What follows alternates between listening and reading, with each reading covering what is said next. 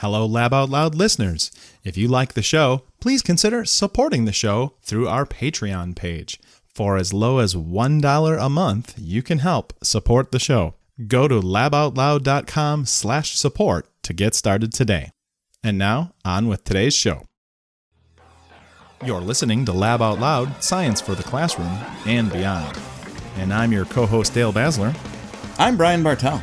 And we are happy to welcome back Sonia Epstein to our show. She returns to talk to us about the Sloan Science and Film. Welcome to the show, Sonia. Of course. Yeah. Thank you so much for having me. I am a curator of science and technology at Museum of the Moving Image, which is in Astoria, New York. And that is a fairly unique role that I am proud to have carved out for myself there. New business cards, then. Yeah, totally. Yeah, you may not think of a film museum. What is a curator of science and technology doing there? But I, in this role, run a film series called Science on Screen, where I show films that are related to science in sometimes a sort of unexpected way, and I commission scientists to write about them or bring them in to have conversations with filmmakers. I run the online publication that the museum has, which is just scienceandfilm.org. And so for that, I also do a lot of interviews with scientists and filmmakers and try and cover a wide breadth of what's happening at that intersection. And then increasingly, I'm doing some work in the galleries.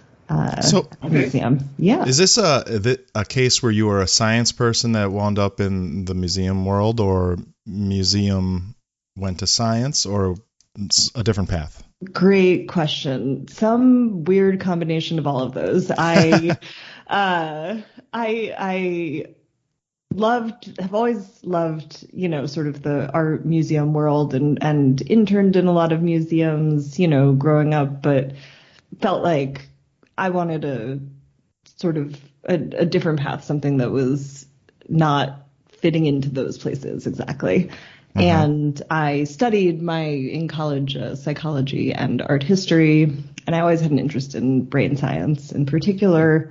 And I moved to Marfa, which you may or may not know, which is a little town in West Texas that has a big art foundation that was started by Donald Judd after school, and was working there, and then was looking around for something that was, a little bit not like a cookie cutter job, something that was interdisciplinary. And I ended up going to Columbia University to work for a neuroscientist named Eric Kandel, who some people know for having won a Nobel Prize in 2000 for discovering the biological basis of memory.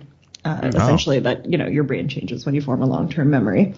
And he was working on a book about Austrian expressionism and neuroscience in Vienna in 1900. He was born in Vienna and left when he was 7 or 8 years old. And had always had this passion for art and for expressionism, and is a collector. And he wanted someone basically to help him with this book. And I had a weird, sort of background that fit in that. And so weird or perfect, it kind of sounds like perfect. That's true. Perfect. So I worked with him for a number of years on that book, which ended up being published as The Age of Insight.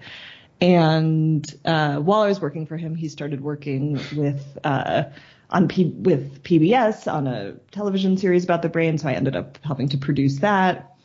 And so and then I worked for a foundation called the Alfred P. Sloan Foundation in their program in public understanding of science, helping to administer a grants program for. I see those at the beginning of Nova. Totally. Nova, Radiolab, Friday, books, theater, radio, television, film. And so that was how I got introduced to the film world.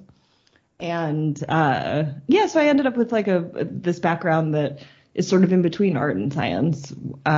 Where I'm certainly not a scientist, but I have been in, sort of close contact with that world for a large part of my career, but have always felt very at home in the museum world. And so that's how I came to MoMI, where I was like, okay, this is a place and, where I feel comfortable, and I love film, very passionate about it. But I have this, very distinctive interests and, feel vested in communicating science as much as, my position allows. And so I kind of carved out this position 7 years ago, and it's grown since then. And we talked to you last about 5 or 6 years ago, from what my math can tell me. I know. And obviously a lot of things have happened since then. But what are some of the new things that you have recently? Yeah, of course, sure. I guess the most recent sort of new program that I'm overseeing is called the Sloan Student Prizes, and so that is a program that is specifically for graduate students at 12 universities across the U.S., where we award two $20,000 grants for fiction screenplays that are integrating scientific ideas. And so to do that, we get applications from them, we read their scripts, we assign them a writing advisor and a science advisor, and we put together a jury of both scientists and film professionals, and we sort of help mentor these projects throughout the year. We hold screenplay readings, and that's been really exciting. We're just about to go into our second year. So we had our first winners announced in January of this year, and we'll have the next ones announced in like a month or two. And so, it's great. It's really super interesting to see the whole mix of, topics that people are covering. I think that's gotten a lot more expansive, certainly, I would say, since the pandemic, so far as I can tell. People's understanding of science in their daily lives is different than just like the biopic that some people could only imagine back in the day. Well, I'm glad you brought that up. Now, you offer the pandemic, I guess. You offer streaming services, essentially. Yeah. And have you seen a change in viewership or classrooms engagement within the last few years? Yeah, certainly. So on the website that I run, scienceandfilm.org, we have these teachers' guides that accompany I think it's grown to maybe 170 or something short films that are available for people to stream for free. So anyone listening who's looking for some informal learning in the science education world, there's great short films that are about a whole range of scientific topics. And we're actually just about to come out with a new edition of the Teacher's Guide in November.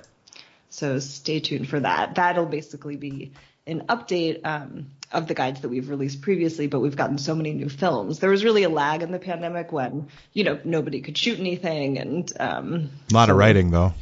But a lot of writing, and I think a lot of, sort of build up in the pipeline. And as restrictions have eased, people are just, getting out there and doing it. And at the same time, I think getting a lot more creative with how they're doing it. It doesn't have to, the way that location is portrayed and, being scrappier in a way. The teacher's guide is right now I see it on the website. It's like a PDF. Yes. 54 pages. So there's like a little bit there's a lot of it for everybody. And you have it broken down by content area. So astronomy, biology, chemistry, correct?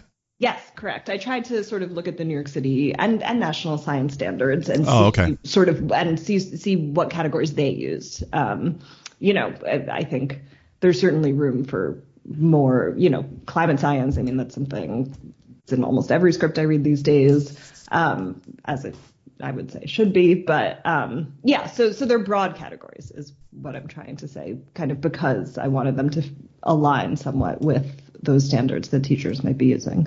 Sure. And you do have, I was looking for age groups.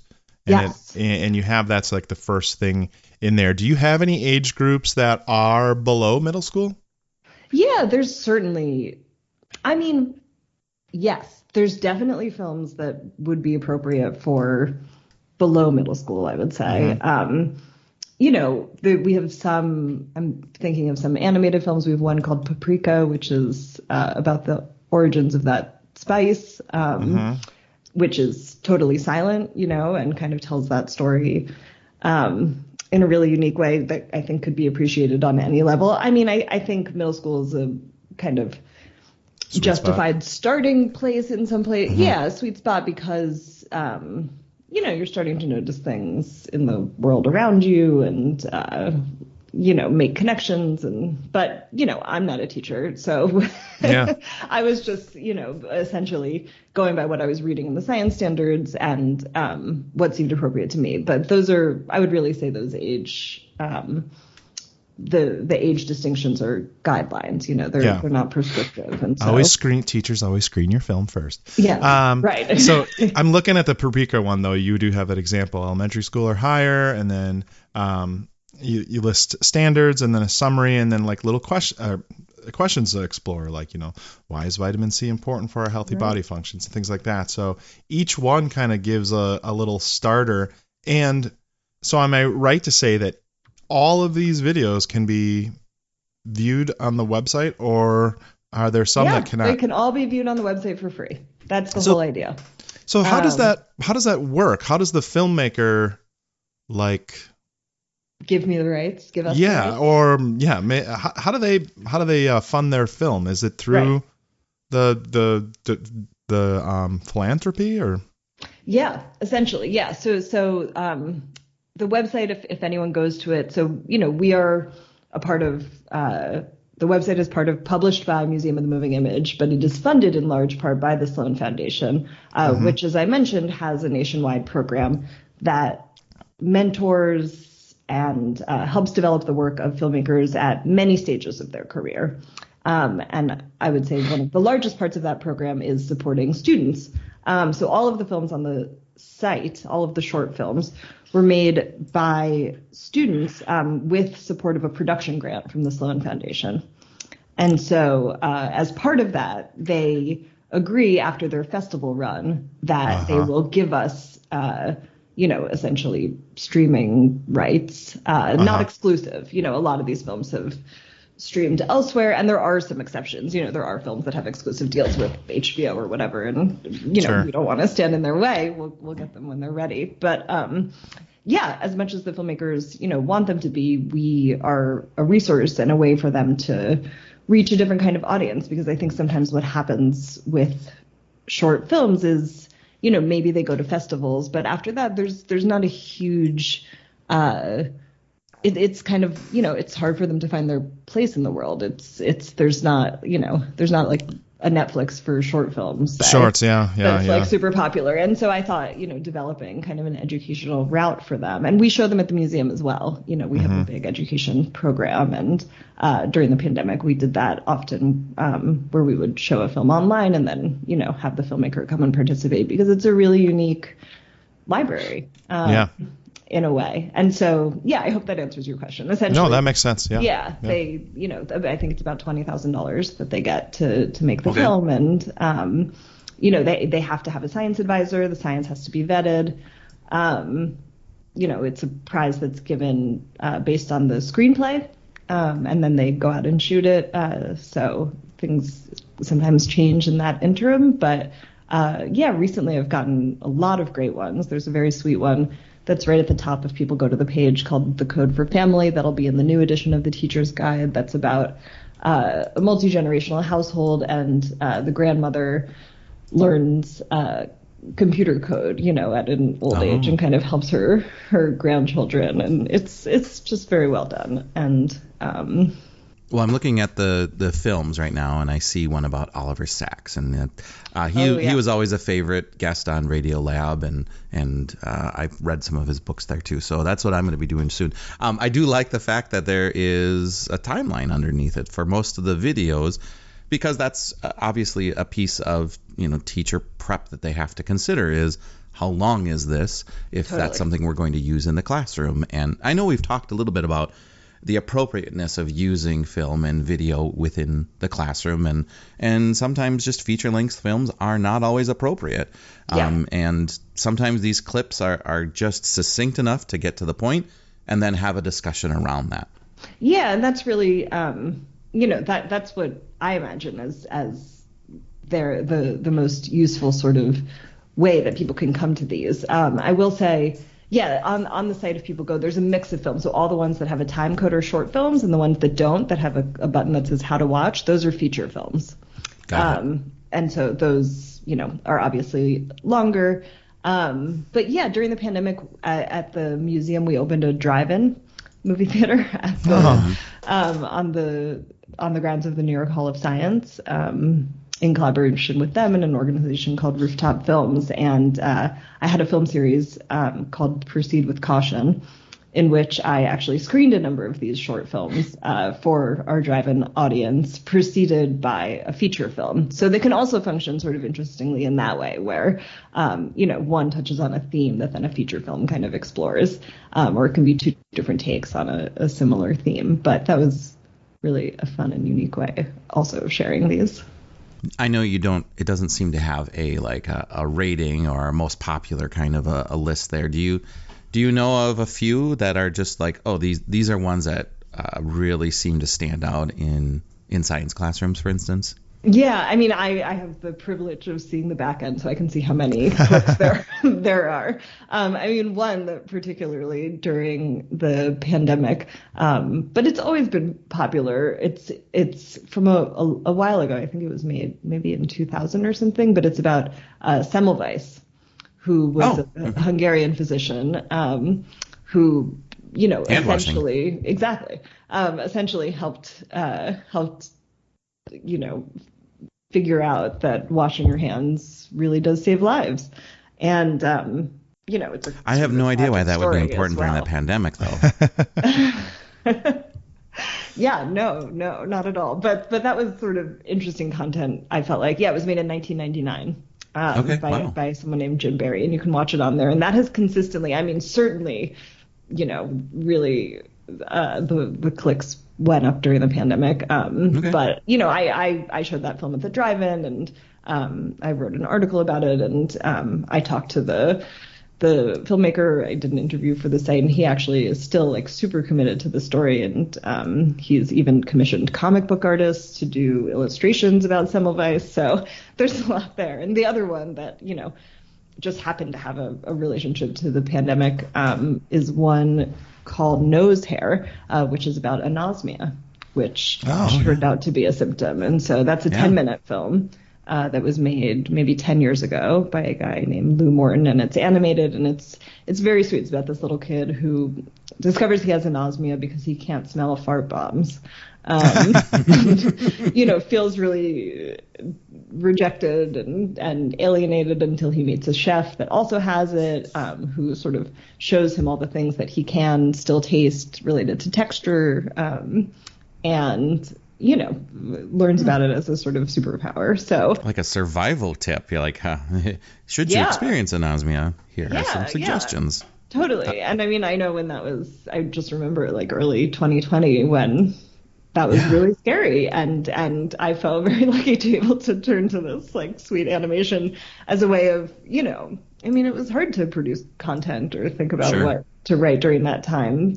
But I felt like at least actually these films were a really good jumping off point. You have a couple new films that just came out. Can you tell us a little bit about those and what their reactions have been? Yeah, sure. So Code for Family, I already mentioned, and I think that's a great one. We also have an interesting one called The Chef that's done really well at festivals, and that is about a Chinese chef who starts working with an android chef, essentially. And there's a kind of clash of traditions there. Yeah. But, I want an android chef just for chopping. That's part of what I want an android chef. Period. You take the onions, I'll take this. Right, exactly. But yeah, that's increasingly kind of a topic of conversation, and so that's a good way into that. We have one of my favorite ones called A-Hole, which is an animated film by a filmmaker named Molly Murphy, which is basically about the world ending, but one billionaire, going off to save himself, but not so completely fictional, right? Totally. So there was. We're not going to name names. In the past few years, where I was like, wow, this film is really touching on a lot of thematic topics. And similarly, I mean, on a less funny side of things, there's a great film called Sweet Potatoes, which is a longer short. It's almost a half hour, but it's about the Mexican scientist who discovered the main component of the birth control pill. And sort of the complicated nature of that, him being from a Catholic family and all of that. So a mix of, fictional and things based on historical incidents. And yeah, I'd say all of those, are both great films and, good jumping off points for topics that feel topical. I don't know if this is good for the science. Well, it is the science classroom, but I saw The Experimenter. I don't even know how I stumbled on that movie. Yeah. Man, that stuck with me for a long time. Yeah. And that's the thing with some of these movies. It was like, yeah, I just keep hearing it's good. And, sometimes I get them at the library or something like that, and you'll watch it and they're like, I wasn't expecting that. And it just kind of really grabs you. I love that. Yeah, totally. So before we let you go, Sonia, obviously we'd like to remind listeners that there is a library of content that you might find appropriate for your science classroom. There are teacher guides to kind of follow along with these videos as well. And so, again, very appropriate way of using film to learn the standards, to spark some discussion, and to engage within the content. You have mentioned that you are a curator of science and technology, but we've been talking about media. Do you have like physical science and technology that like, I think we talked last time that you had like the museum has like the set of Blade Runner or something. Like, why should we want to like make it a destination to visit? Yeah, definitely. Absolutely. I mean, first of all, we have, a huge education program. And so school groups can always come as a group and book a tour. The museum's permanent exhibition called Behind the Screen deals with the science and technology of making movies, which has to do with light and sound and, moving picture cameras and engineering and, all sorts of things. We also have a section on early cinema developments, which have to do with optical toys and things like flip books and kind of, the way that the brain processes the world and the way that in a lot of ways film mirrors that process in the way that it's kind of a construction of reality. And so I think certainly appropriate for all ages. I remember going there as a kid and loving it, and I obviously continue to love it as an adult. And we are working also on a sort of update of the core exhibition, which folks can look forward to in a couple of years, where I think we'll be drilling down even more on the kind of science and technology behind cinema. But that said, we are a museum of moving image, I should say. So it's not only film, it's video games, it's television, it's born digital media. So there's a whole range. And we have a very famous Jim Henson collection, where you can see all the Muppets and but also, really appreciate him as an artist who also did really interesting things with animatronics. And there's many angles that to approach the subject matter. And so that's, we have a lot of physical objects. I just had a small exhibition called Twitch Pop Bloom that was showing films from the first half of the 20th century made by scientists, but that were sort of experimental in their nature. So, not your typical didactic educational science film, but films that, were really exploring how to film nature, birds, plant growth using time lapse, micro cinematography, all sorts of, interesting techniques. Yeah. And then, we also have 2 movie theaters and we're screening films all the time. Wow. So definitely a place to come visit. So if you had like your favorite like physical object in the museum, like as curator, if you decided to leave the job, this might disappear kind of an object, what would that be? That's a difficult question, I would imagine. I know. I mean, because she's thinking, okay, big or small, I got to find something I could like purse out of here. No. Something that you could loan to your own, display for, like a week. Totally. Miss Piggy. No. Oh, it might be Miss Piggy, but I don't think that's very in line with my science and technology job. No, I mean, we have a great selection of cameras. I love early cameras. And we have one called the Akeley camera. It's called the pancake camera because it was like much flatter than earlier ones. And there's a super interesting history to that, which just briefly is Carl Akeley, who developed it, was actually a curator at the Museum of Natural History. And he was also a taxidermist who helped to invent the kind of armature that taxidermied animals are, you know, basically helps to keep them from looking like sagging, sad animals. You know, keeps them looking lifelike. And so, you know, he developed this pancake camera, which was one of the first cameras that really allowed people to travel and to bring that camera, you know, around the world, and helped with, you know, the advent of the travelogue genre. And, you know, I think things like that, where there are so many layers to the story. It's like you can just look at it as a camera and the way it was used, but you can also look at the person, and you can look at, you know, the setting in which it was used, and how that kind of technical innovation enabled all sorts of other kind of content that I think we take for granted. Well, that's fun. I appreciate that answer, but I mean, you did say Miss Piggy pretty fast. No, I know. I hope that she's got layers too. The museum does not, like, all of a sudden just enhance security for the Muppets exhibition and the cameras. Like, all of a sudden, I don't know what it is. We have more security here. No. Yeah, we got this great idea listening to this podcast.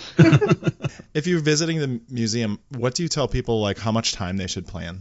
I know it's probably, you know, it's as much as you want, but you know, I think I always feel like at 2 hours, I've like maxed out of my museum going potential. Yeah. So I would say an hour, you know, especially if you're with kids. Like, we have a lot of things that you can touch and play with, and we have an animation station. We have some new, you know, a small exhibition that was done in collaboration with Leica, the animation studio, where you can make your own stop motion animation. So there are things, you know, which is to say, like, there are things that you can really sit and play with and take your time with. So I would say anywhere from an hour to 2.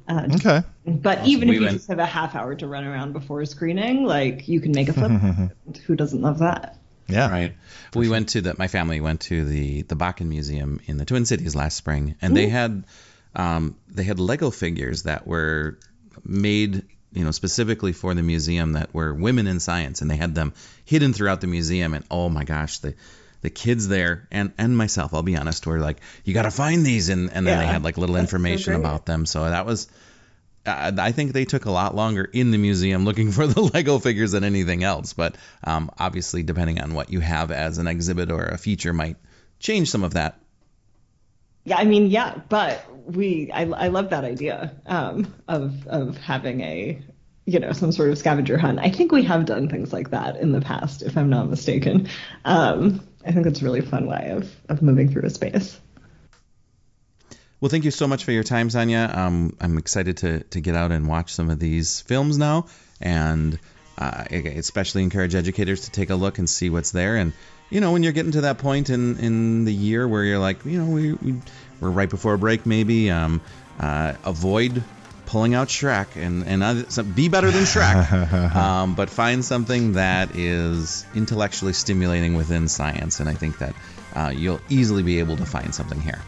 That's great. Yeah. And you know, teachers, if you don't see anything in the new guide, in the current guide, keep an eye out for the new guide, I'll say, which will be released before the end of the year. So awesome. Yeah. Thank you again for your time, and we look forward to seeing the content. Thank you guys so much for having me. Thanks much.